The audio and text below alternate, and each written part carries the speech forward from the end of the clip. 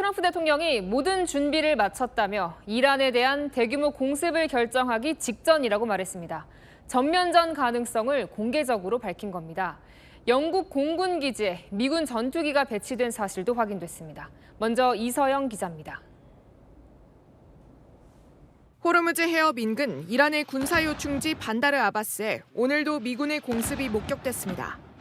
미 중부사령부가 공개한 13일째 공습 영상에서는 이란의 미사일 전력은 물론 해상 전력도 차례로 무력화됐습니다. 미군은 오늘 이란의 내륙 깊숙한 곳까지 공격했습니다.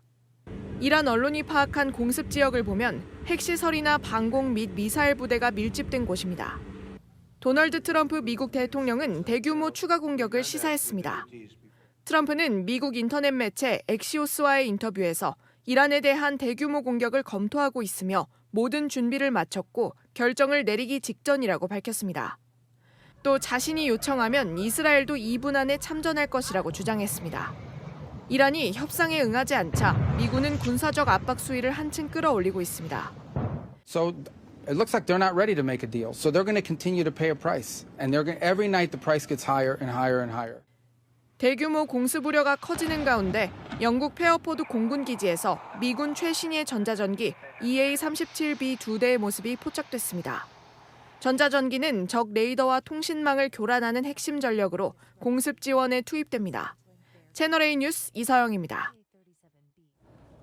트럼프 대통령의 압박에도 이란은 미국의 휴전안을 거부한 걸로 알려졌습니다. 미국이 스스로 벌을 받게 됐다며 응수했습니다. 이어서 박지혜 기자입니다. 이란이 이라크를 통해 전달된 트럼프 미 대통령의 휴전안을 거부하며 강경 대응에 나선 걸로 보입니다.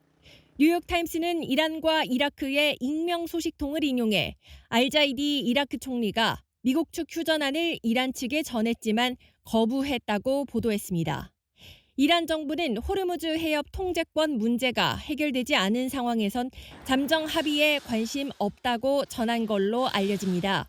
다만 미국 측 휴전안이 구체적으로 어떤 내용인지 알려지지는 않았습니다. 이라크 총리는 어제 대표단을 이끌고 이란 테헤란을 방문해 페제시키안 이란 대통령과 갈리바프 이란 의회 의장, 아라그치 외무장관 등과 회담했습니다. 앞서 이라크 총리는 지난 14일 백악관을 방문했고 트럼프 대통령이 기대감을 표한 바 있습니다. We're going to make some tremendous music together. They want to do business with America. 갈리바프 이란 의회 의장은 SNS를 통해 미국은 이란을 벌주려고 했지만 오히려 세 자릿수 유가로 스스로 벌받게 됐다며 강경 자세를 보였습니다. 미 정보당국 등 전문가들은 이란이 생각보다 잘 버티는 상황에서 공습만으로 협상 태도를 바꾸기 어렵다는 주장을 제기하고 있습니다. 채널A 뉴스 박지혜입니다.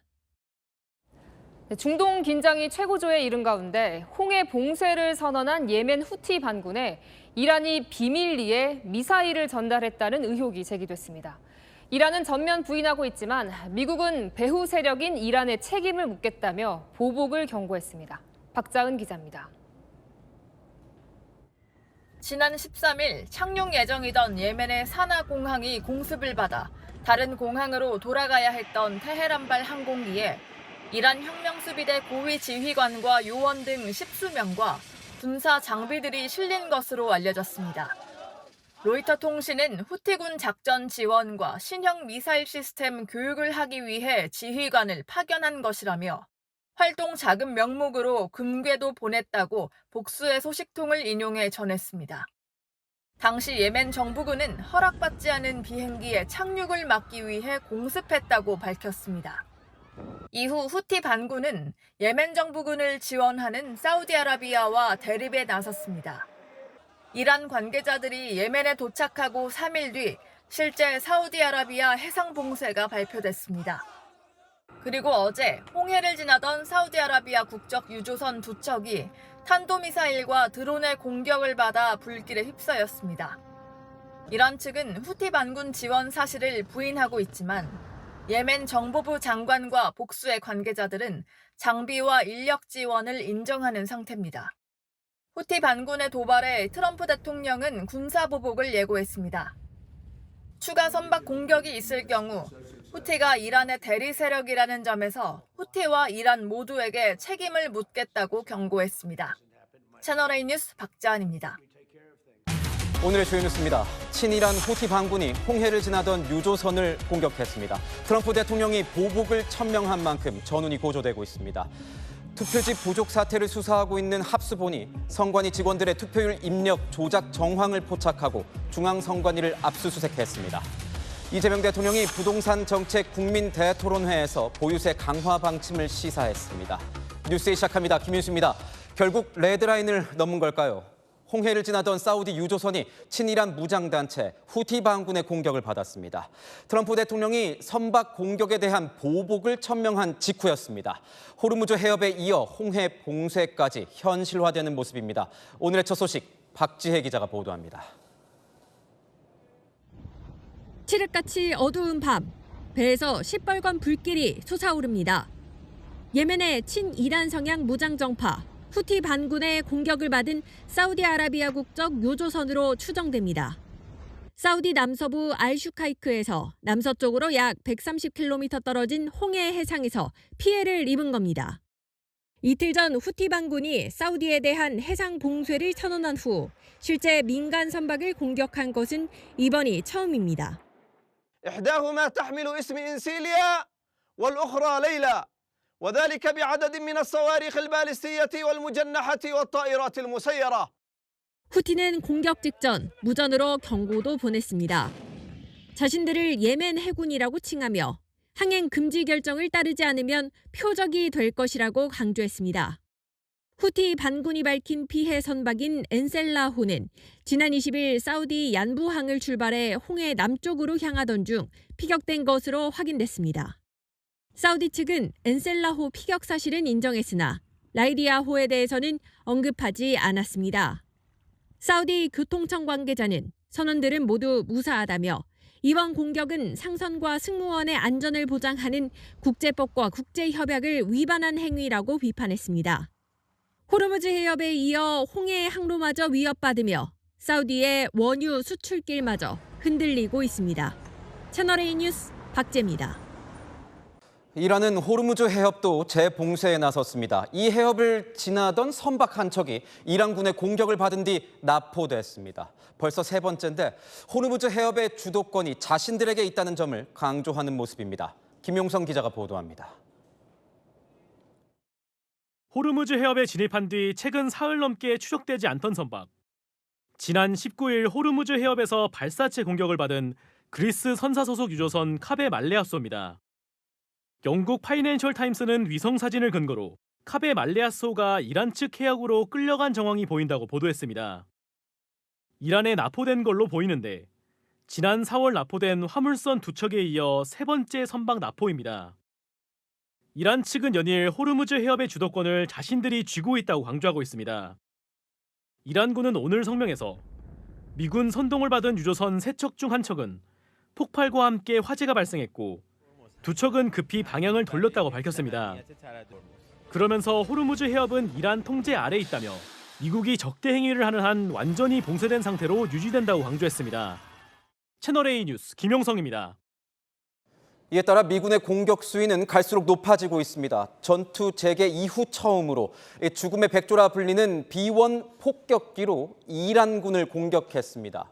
특히 미국은 이란 핵시설이 있는 것으로 추정되는 곡괭이 산을 타격하겠다고 공식 예고했습니다. 뉴욕에서 백승우 특파원이 보도합니다. 움직이는 목표물을 향해 정확히 조준하자 금세 불길에 휩싸입니다. 항구에서도 섬광과 함께 폭발이 이어집니다. 미 중부사령부는 오늘도 야간 공습 영상을 공개하며 이란의 미사일, 드론 저장 시설 등을 타격했다고 밝혔습니다. 미 매체 엑시오스는 이란 전투제게 12일 만에 미군이 전략폭격기 B-1 랜서를 투입시켰다고 보도했습니다. 죽음의 백조로 불리는 B-1 랜서는 최대 34톤 무기를 적재하고 저고도에서 초음속 비행이 가능합니다. 한편 이스라엘 공영방송은 미국이 중폭격기를 동원해 이란 비밀 핵시설로 알려진 곡괭이 산을 타격할 예정이라고 이스라엘에 전했다고 보도했습니다. They're getting hit so hard. and they want to make a deal. But I say they're not ready to make a deal. 트럼프 미국 대통령이 이란 핵시설 공습 가능성을 재차 거론한 데 이어 이스라엘의 공습 계획을 사전에 통보한 사실까지 알려지면서 대규모 공습이 임박했다는 관측에 힘이 실리고 있습니다. 뉴욕에서 채널A 뉴스 백수호입니다. 이런 가운데 트럼프 대통령, 이란이 선박을 공격할 때마다 이란의 다리와 발전소를 파괴시키겠다고 경고했습니다. 이란도 가만히 있지 않았습니다.